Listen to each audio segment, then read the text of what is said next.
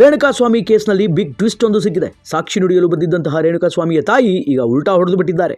ರತ್ನಪ್ರಭಾ ಅವರ ಗೊಂದಲದ ಹೇಳಿಕೆಗೆ ಪ್ರಾಸಿಕ್ಯೂಷನ್ಗೆ ಶಾಕ್ ಕೊಟ್ಟಂತಾಗಿದೆ. ಅಷ್ಟಕ್ಕೂ ರೇಣುಕಾಸ್ವಾಮಿಯ ತಾಯಿ ರತ್ನಪ್ರಭಾ ಕೊಟ್ಟಂತಹ ಹೇಳಿಕೆ ಏನು ಅಂತೀರಾ? ಹಾಗಾದರೆ ಅದರ ಕಂಪ್ಲೀಟ್ ಡೀಟೇಲ್ಸ್ ಇಲ್ಲಿದೆ ನೋಡಿ.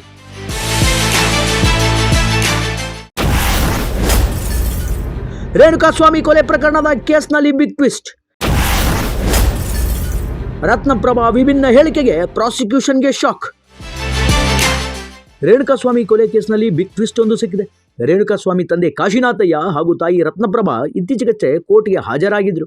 ಇದೇ ವೇಳೆ ಪರಪ್ಪನ ಅಗ್ರಹಾರದ ಜೈಲಿನಿಂದ ದರ್ಶನ್ ಮತ್ತು ಪವಿತ್ರಗೌಡ ವಿಡಿಯೋ ಕಾನ್ಫರೆನ್ಸ್ ಮೂಲಕ ಈ ಕೇಸನ್ನು ಅಟೆಂಡ್ ಮಾಡಿದರು. ರೇಣುಕಾಸ್ವಾಮಿ ತಾಯಿ ರತ್ನಪ್ರಭಾ ಸಾಕ್ಷಿ ನುಡಿದಿದ್ದು ಕ್ರಾಸ್ ಎಕ್ಸಾಮಿನೇಷನ್ ಆಗ್ತಾ ಇದೆ. ಪವಿತ್ರಗೌಡ ಪರ ವಕೀಲ ಕ್ರಾಸ್ ಎಕ್ಸಾಮಿನೇಷನ್ ಮಾಡಿದರು ಹಾಗೂ ದರ್ಶನ್ ಪರ ವಕೀಲರಾಗಿರ್ತಕ್ಕಂಥ ಸಿ.ವಿ. ನಾಗೇಶ್ ಕೂಡ ಕ್ರಾಸ್ ಎಕ್ಸಾಮಿನೇಷನ್ ಅನ್ನು ನಡೆಸಿದರು. ಈ ವೇಳೆ ರತ್ನಪ್ರಭಾ ಕೊಟ್ಟಂತ ಹೇಳಿಕೆ ಪ್ರಾಸಿಕ್ಯೂಷನ್ಗೆ ಶಾಕ್ ಕೊಟ್ಟಂತಾಗಿದೆ.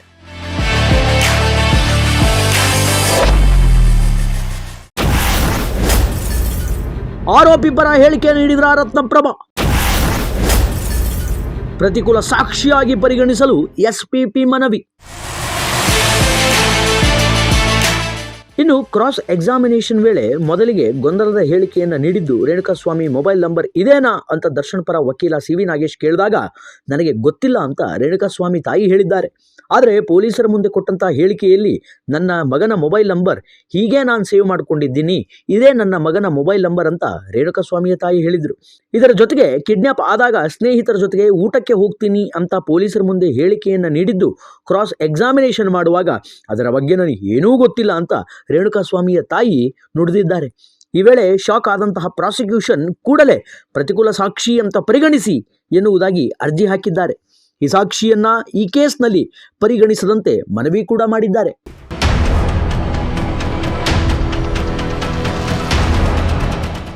ಎಸ್ಪಿಪಿ ಪ್ರಸನ್ನ ಕುಮಾರ್ ಕೋರ್ಟ್ಗೆ ಅರ್ಜಿಯನ್ನು ಹಾಕಿದ್ದಾರೆ. ಎಸ್ಪಿಪಿ ಮನವಿಯನ್ನ ಸೋಮವಾರ ನಿರ್ಧಾರ ಮಾಡುವುದಾಗಿ ಕೋರ್ಟ್ ಹೇಳಿದೆ. ಜಡ್ಜ್ ಮುಂದೆ ಗೊಂದಲದ ಹೇಳಿಕೆಯನ್ನು ನೀಡ್ತಾ ಇರುವಂತಹ ರತ್ನಪ್ರಭಾರನ್ನ ಮತ್ತೆ ಪ್ರಾಸಿಕ್ಯೂಷನ್ ಎಕ್ಸಾಮಿನೇಷನ್ಗೆ ಅನುಮತಿ ಮಾಡಿಕೊಡ್ತೀರಾ ಅಂತ ಮನವಿ ಮಾಡಿದ್ದಾರಂತೆ.